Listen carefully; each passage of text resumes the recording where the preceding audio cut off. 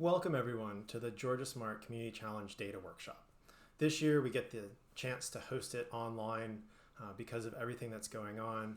And so we've tried to break out the activities that we would normally do together into a series of steps that you can complete on your own with your teams. So building on Yanni's video, which I hope you all were able to see, we want to begin to think about the data settings that are present in each of your projects this year.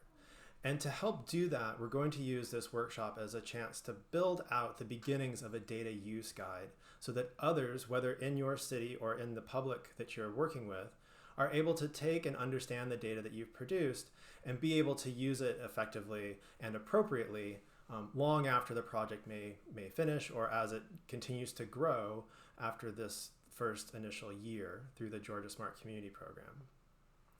So to do this, we have a series of steps that we've broken out that help describe your data, how you might communicate it, what you might need to know to be able to work with it, as well as what different audiences might need to have in place so that they can use and make sense of your data. Each of these steps is, I think, about 30 minutes worth of work to begin to think through and to put some effort into understanding what are the different touch points and how do you make the most of these pieces and where are the gaps in your knowledge, either about what people might need or what kinds of expertise those people might need to have to be able to move forward and use the data that you've collected or provided. So please think about setting aside 30 to 45 minutes per activity. I realize that now, since we're doing this virtually, that you may still be working virtually as well. You can choose to do this in a way that makes the most sense for your city and your community. Maybe you want to schedule meetings, Zoom meetings, or other kinds of virtual meetings together to work through the materials. Or maybe you want to work individually and then compile them together at the end.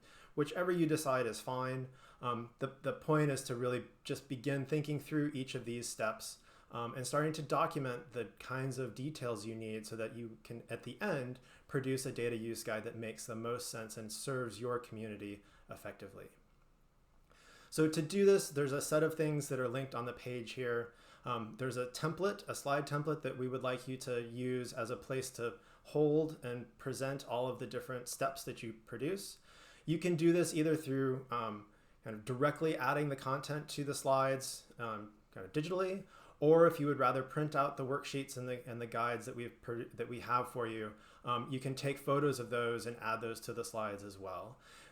In a separate email, we will provide instructions for where to send those slides ahead of our in-person meeting, our in-person virtual meeting that will happen in July.